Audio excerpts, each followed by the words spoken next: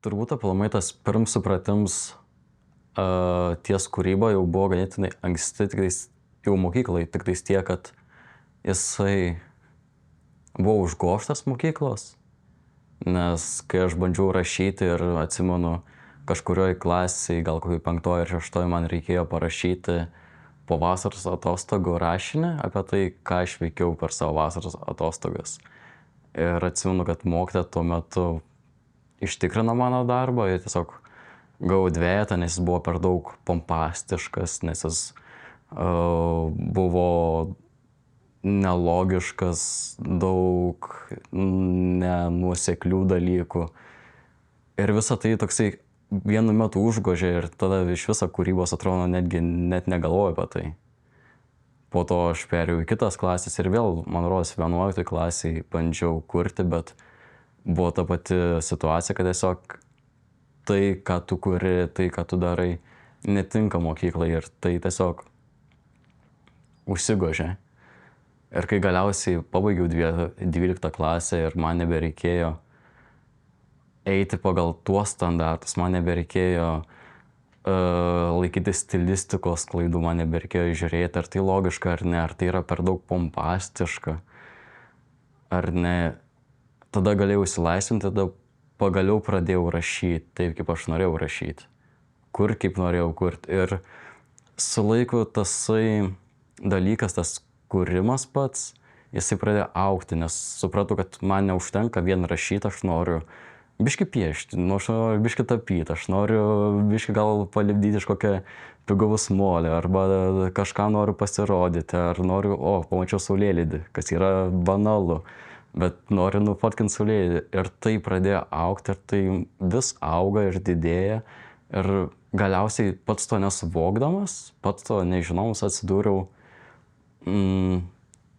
kūrybiniam pasaulyje. Su slemu labai įdomu, nes iš tikrųjų aš visada sakau, kad ne aš atradau slemą, o slemas atrado mane. Kai man buvo gal koksai tik tais 15 metų, Šiauliuose vyko Povilo Višinskio slemo varžybos. Vienam iš kiemų, kur dabar yra kafeinas, kur dabar yra kafeinas, tenais vyko slemo varžybos. Ir visiškai net nežinoms, kas yra slemas, nežinoms, kas tai yra. Aš tiesiog išgirdau žmonės kalbant, nuėjau tenais, nes buvo sunku netgi šitais rasti, kadangi tai buvo kiemelyje. Ir turbūt nuo pirmos sekundės maniau, pagavo kažkas tokio, kad žmonės yra ant scenos, jie lipa ir jie kažką skaito. Aš tuo metu netgi neatsimenu, ką skaitė, aš netgi neatsimenu, kaip jie skaitė, bet atsimenu tą energiją, kuri man buvo suteikta iš jų scenos ir tą laisvę, kuri buvo tai, ko man turbūt trūko tuo metu ir norėjos. Ir galiausiai netgi tada dar nepradėjau, bet pradėjau visai nesenai, gal prieš kokius metus. Ir netgi nepradėjau Šiauliuose, kur paprastai būčiau norėjęs. Pradėjau Panevėžy, mano buvo debiutas. Ir buvo per Panevėžio jubiliejų, per 10 Panevėžio slemą. Kas buvo labai juokinga, nes aš buvau neužsiregistravęs, buvo sausakimša salė. Tai realiai sėdėjau ant grindų, buvau iš 36 dalyvių paskutinis. Visi pavargę, aš pavargęs, bet kai per skaičių, kai jau lipau ant scenos, jau buvo tasai, kad žemės tu nebejauti, viskas dreba aplinkui tave. Iki kol tu nepasiemi mikrofono ir nepradedi skaityti savo teksto, kuriuo tu nepasitik, kur savim nepasitik galiausiai. Ir kažkaip tai labai taip gavos, kad tu netgi nesuvoki, būdamas ant scenos, kada tai prasidėjo, kada tai pasibaigė. Suvoki tik tais nulipęs nuo jos. Ir paėjus 5 žingsnius tau užtenka jaus, kaip su kiekvienu žingsniu, tu vienu metu tampi ir sunkesnis, ir lengvėji. Aš nemanau, kad slemas visgi daug skirtusi nuo performanso, nes slemas galiausiai 50% yra performansas. Ir gal tai netgi nebuvo toks sunkus perėjimas, tai tikrai nebuvo radikalus perėjimas iš slemo į performansą. Bet ir jau kuris laikas galvoju apie performansą ir ką galėčiau padaryti, nes atrodo, kai tu kažkur tais būni, kažkokioj viešumoje ar kokiam renginyje, atrodo, tu kartais įjungi tą savo performerio dalį ir tu kažką vaidini ar kažkuo būni, kuo tu nesi, bet tai yra tiesiog performansas. Ir galiausiai labai įdomiai gavos, kad prie šiukšlių konteinerio stiklo šiukšlių konteinerio radau seną išmestą vyno butelį. Ir aš taip žiūrėjau jį ir aš galvojau, man jį gal pasiimti. Draugai paskatino jį pasiimti ir aš iš Bulvaro kone ėjau iki Aukštosios gatvės, naktį apsiglėbęs savo tą didelį butelį. Jį parsinešiau, išsiploviau ir jis kokį mėnesį buvo pas mane. Ir nežinau, ką tai iš pradžių reiškia.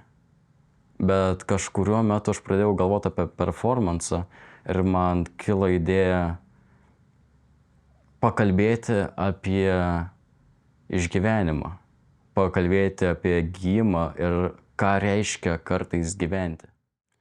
Taip, su tuo buteliu tai irgi mes užmezgėm ganėtinai stiprų ryšį, nes paskutinius 2 mėnesius prieš performansą mes praleidom daug kartų laiko tiesiog būdami kartu. Aš su juo valgydavau, aš su juo žaisdavau, mes mėtydavomės kamuoliuku. Būdavo naktų, kai tiesiog užmigdavau jį apsikabinęs ir žinojau, kad aš galiausiai panausiu performansui, žinojau, kad jisai suduš, bet vis tiek norėjau užmegzti tą ryšį ir turėti su juo, nes galbūt man ties to padėjo susipažinimas su Libermanais, kai jie parodė, kad tu su daiktais gali turėti irgi tokį pat ryšį, kaip gali turėti su augintiniais ar žmonėmis. Ir galiausiai, kai tai įvyko, kai sudužo tas butelis, aš nuėjau į visas emocijas, kurias tuo metu jutau. Ir natūralu buvo, kad viena iš tų emocijų tai buvo pyktis. Pyktis, kurį tu junti, nes tu nežinai, kas atsitiko ir tuo pačiu tu pilnai supranti, kad tai pagaliau atsitiko, kad tai sudužo, kad tai praradai ir nežinai kartais, kaip tą pyktį išreikšti. Tu nežinai, kaip išreikšti tą skausmą. Ir bandydamas išreikšti tą skausmą, sukeli pats savo. Ir būtent, kai aš susižeidžiau, aš nežinau, kaip stipriai. Tiesiog mačiau, kad yra kraujas, bet tuo metu tai nerūpėjo, nes ką aš tuo metu jutau, tai buvo neskausmas, o tai buvo truputėlis palengvėjimo nuo to emocinio skausmo, kurį aš jutau atsisveikindamas su buteliu ir galiausiai su draugu, kurį turėjau pastaruosius 2 mėnesius. Aš dažnai einu ties pirma mintimi, kuri ateina į galvą, kai manęs kažko paklausia, nes aš manau, kad tai yra natūraliausias atsakymas, kurį aš galiu suteikti kažkam. Ir natūraliausias atsakymas šį kartą turbūt yra labai maža trumpa pasaka, kuri vadinasi The Mole, The Horse, The Fox and The Boy. Pats, kai perskaičiau šią pasaką, jinai mane sužavėjo savo, turbūt tuo familiarumu, tuo jausmu, kai tu kažką atpažįsti savęs joje. Ir jinai sušildė iš tikro, bent jau ypač tą vakarą. Ir dažnai aš ją pats prisimenu iki pat šiol, kaip jinai priverčia mane jaustis ir kartais pagalvoju, kad tai nėra aš, bet tai yra tai, ko aš siekiu labiausiai turbūt savo gyvenime. Turėti tą pačią šilumą, tą pačią išmintį ir padėti galbūt kitiems, jeigu tik tais galiu.